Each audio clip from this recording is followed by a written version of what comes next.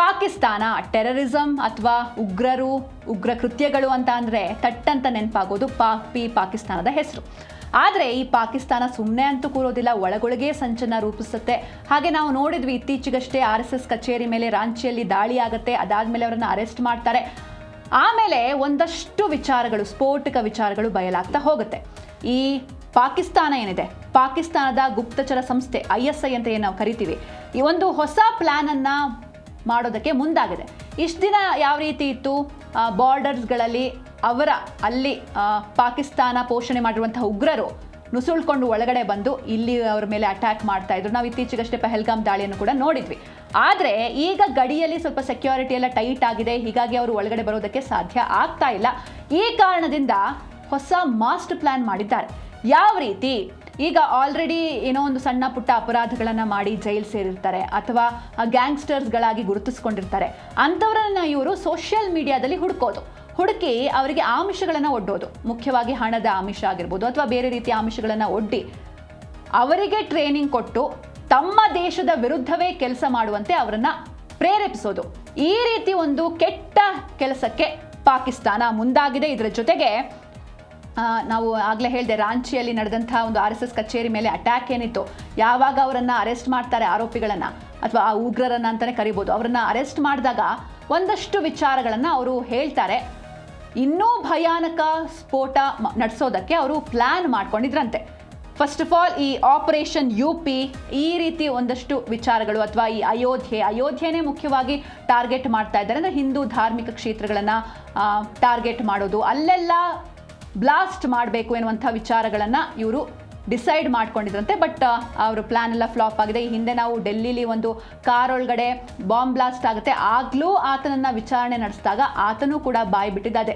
ಆತನಿಗೆ ಮುಖ್ಯವಾಗಿ ಅಯೋಧ್ಯೆ ಆಗಿರ್ಬೋದು, ವಾರಣಾಸಿ ಆಗಿರ್ಬೋದು, ಈ ದೇವಸ್ಥಾನಗಳನ್ನು ಬ್ಲಾಸ್ಟ್ ಮಾಡಬೇಕು ಅಂತಲೇ ಅವರು ಕೂಡ ಡಿಸೈಡ್ ಮಾಡಿದರು.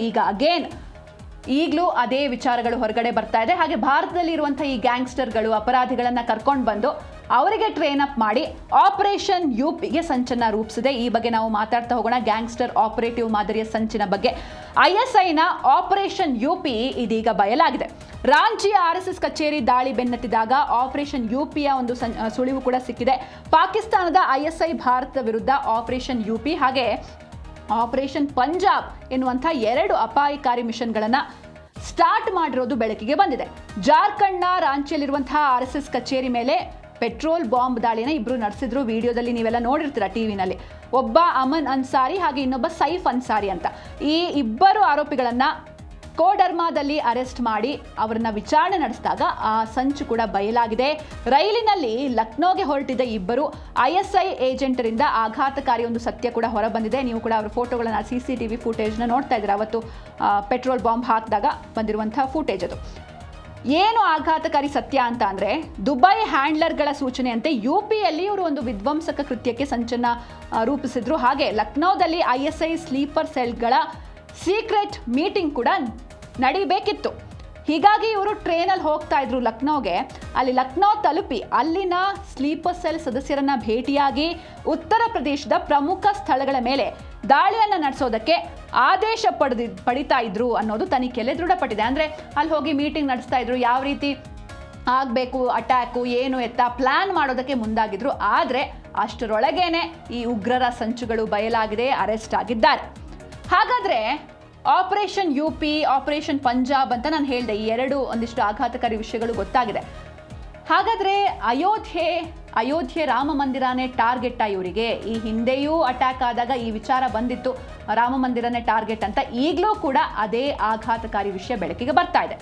ಲಕ್ನೋ ನಂತರ ಅಯೋಧ್ಯೆಗೆ ಹೋಗೋದಕ್ಕೆ ಈ ಉಗ್ರರು ಪ್ಲಾನ್ ಅನ್ನು ಮಾಡ್ಕೊಂಡಿದ್ರಂತೆ. ಬಟ್ ಟ್ರೈನಲ್ಲಿ ಹೋಗಬೇಕಾದ್ರೇನೆ ಅರೆಸ್ಟ್ ಆಗಿದ್ದಾರೆ. ಅಯೋಧ್ಯೆ ರಾಮ ಮಂದಿರವೇ ಉಗ್ರರ ಟಾರ್ಗೆಟ್ ಆಗಿತ್ತಾ ಎನ್ನುವಂಥ ಪ್ರಶ್ನೆಗಳು ಮೂಡುತ್ತೆ. ಲಕ್ನೋ ನಂತರ ಅಯೋಧ್ಯೆಗೆ ಪ್ರಯಾಣ ಮಾಡೋದಕ್ಕೆ ಈ ಶಂಕಿತ ಉಗ್ರರು ಸಜ್ಜಾಗಿದ್ರು. ಅಯೋಧ್ಯೆಯ ರಾಮ ಮಂದಿರದ ಮೇಲೆ ದಾಳಿನ ನಡೆಸೋದಕ್ಕೆ ISIನಿಂದ ಸ್ಕೆಚ್ ಹಾಕಿದ್ರು ಎನ್ನಲಾಗಿದೆ.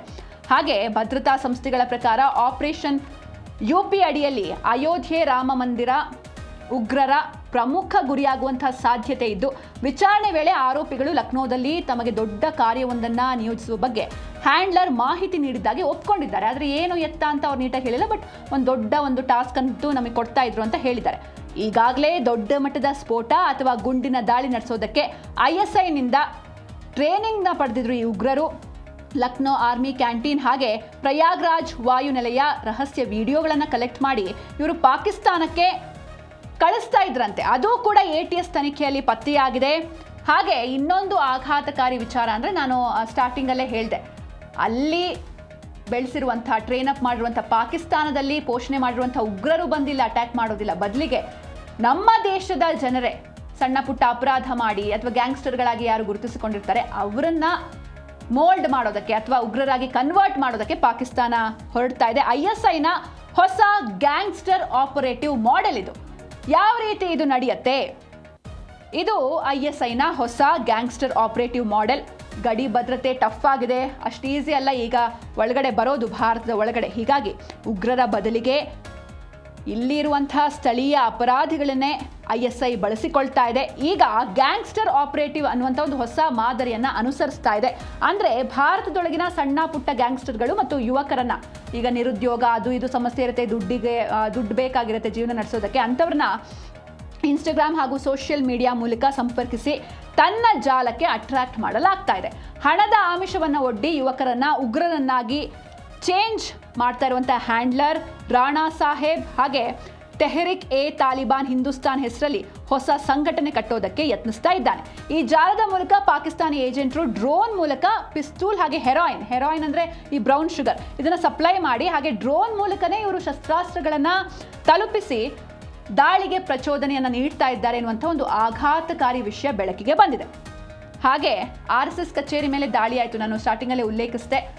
ಈ ದಾಳಿಗೆ ಎಷ್ಟು ದುಡ್ಡು ಕೊಡ್ತಾರೆ, ನೀವು ದಾಳಿ ಮಾಡಿ ನಾವು ದುಡ್ಡು ಕೊಡ್ತೀವಿ, ಈ ರೀತಿನೇ ಆಮಿಷನ ಒಡ್ಡೋದು. ಆದರೆ ಕೇವಲ 1.5 ಲಕ್ಷಕ್ಕೆ RSS ಕಚೇರಿ ಮೇಲೆ ದಾಳಿ ಮಾಡಿ ಅಂತ ಇವರು ಅವರಿಗೆ ಆಮಿಷವನ್ನು ಒಡ್ಡಿದ್ರು.